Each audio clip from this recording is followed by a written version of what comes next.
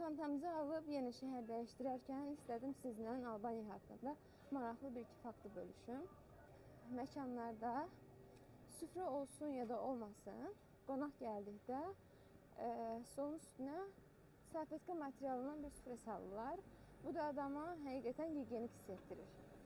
Otel olsun, ev olsun, fərqi yoxdur. Harada kirayə qalırsınızsa, bir çox yerdə yorğan üzü istifadə edilmir.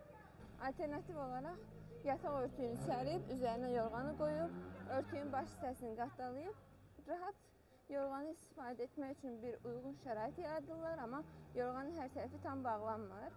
Bir mağazaya girdik ki, dəstələrin içində yorğan üzü satılır mı? Satılır. Amma kirayə yerlərində istifadə edilmir.